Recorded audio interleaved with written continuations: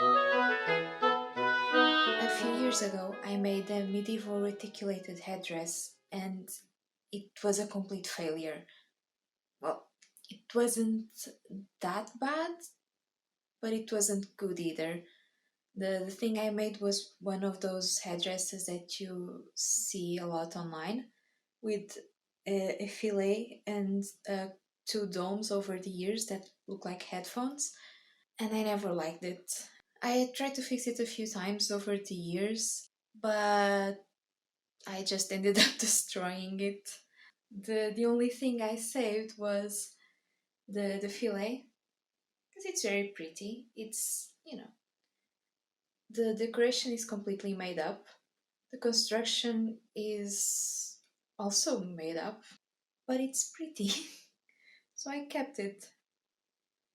But anyway, since I no longer had the reticulated headdress itself to fix, when lockdown started last spring, I decided to give it another try and now do proper research, forget about the pretty fillet, and do everything from scratch. And one thing I noticed while doing that proper research and looking at those period images was that you really don't see those headphone things in the medieval images. You only see them in modern interpretations. What the period images showed looked more like a hairnet that covered all of the hair, and what gave it the appearance of headphones was the hairstyle underneath.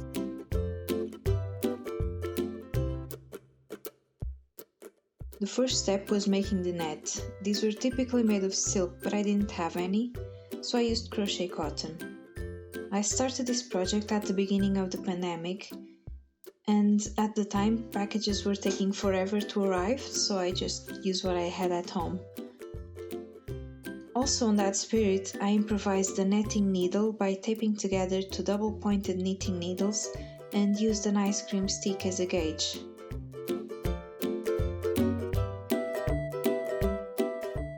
I started the net by making a chain with twice the number of holes that I wanted the width to have.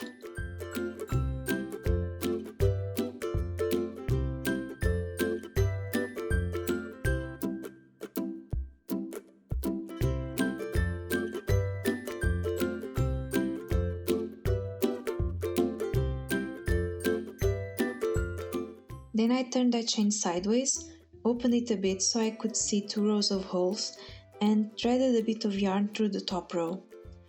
Yes, it would have been a lot easier to do this with a needle, but that only occurred to me while I was editing.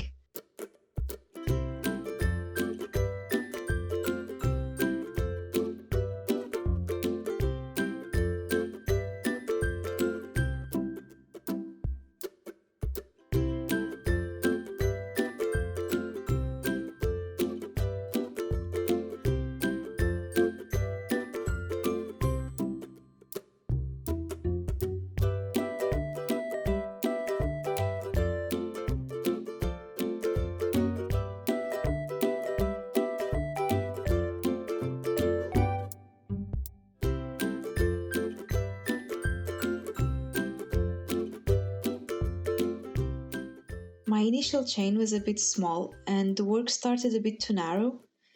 This wasn't a problem though, I just had to add some stitches to a few rows and that made it wide enough to contain my hair.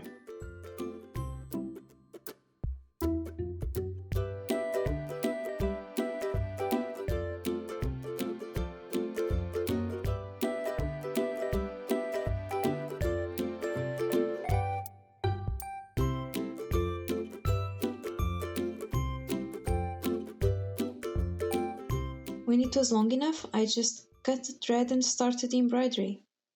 Just that, no need to bind off or hide threads or do any sort of fancy finishing.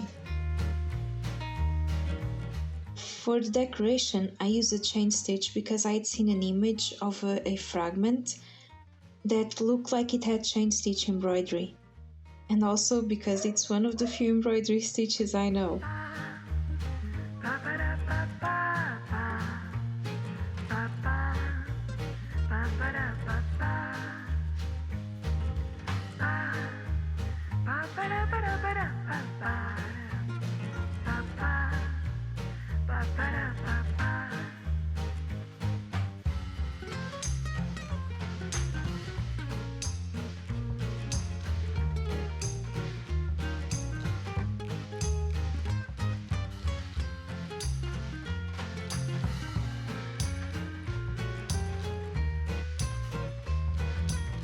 I counted the number of netting stitches and planned the red embroidered lines so that they formed even-sized diamonds as they crossed each other. But I can't count.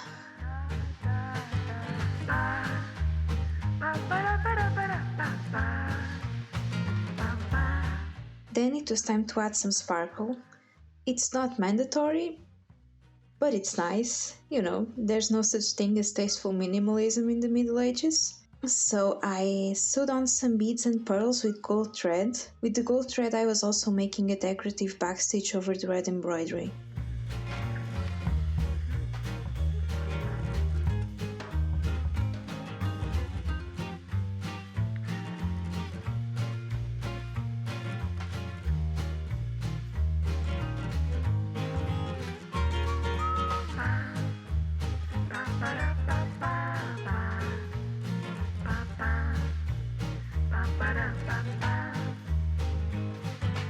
After I was done with the decoration, I made a flat finger loop braid to secure the net to my head. I marked it with safety pins in the places where I needed to gather to help give it shape. With the net done, it's time for the fillet. I made a plain tablet woven band using the same thread I'd used for the embroidery.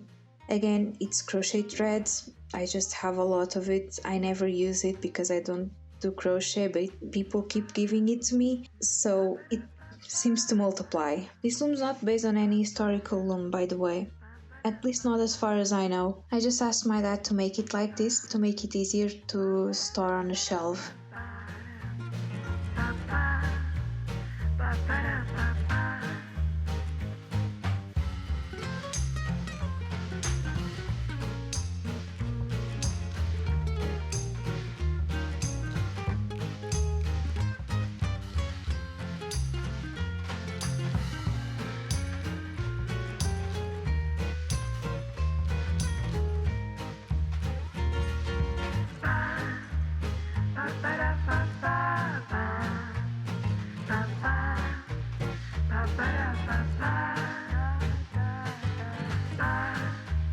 So here's the finished fillet.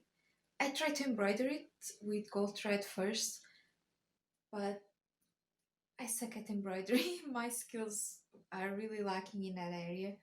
So I just gave up, picked all the stitches, and rushed to the store and bought a bunch of cheap but shiny stuff and sewed them on. It's all plastic, so not very historically accurate in terms of the material, but I think the look gets there. And I didn't film any of that because I was getting so frustrated with my embroidery skills that I just didn't even think of setting up the camera to get all that. So now it's time to find a way to put all this hair inside this hairnet. There are two ways that can be done. The first, and the one I think it's the prettiest, is to make braids starting from behind the ears, and then they just wrap around the face and are secured on the top of the head. The other way, that looks a bit silly, at least while it's being made, is to make also braids, but starting in front of the ear and then coiling them in buns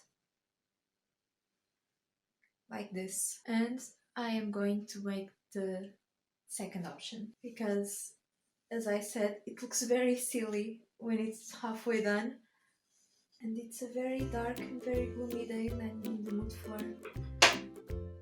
a bit of a silly look.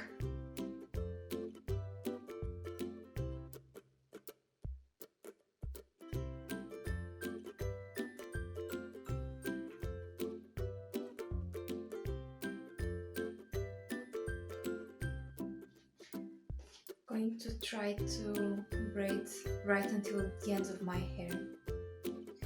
I'm going to secure it with a bobby pin. This is just temporary so it doesn't unravel. I don't want to put ties because the ties get in the way.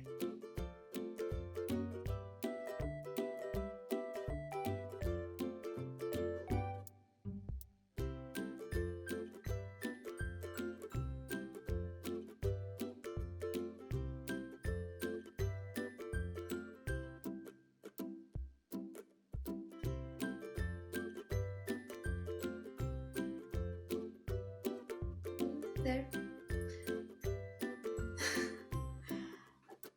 This doesn't need to be very secure because then the net just holds everything in place. With the pins I just have to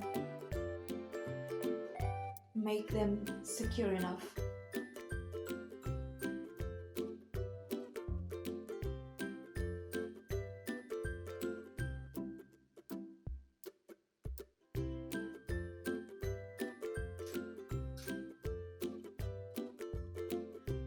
Not the best ones ever, but that's not important because they'll be covered by the net.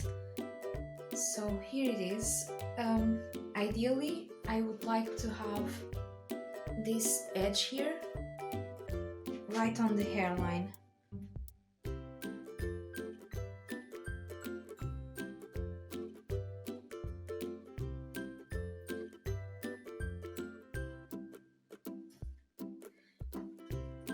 And now the fillet to complete the look.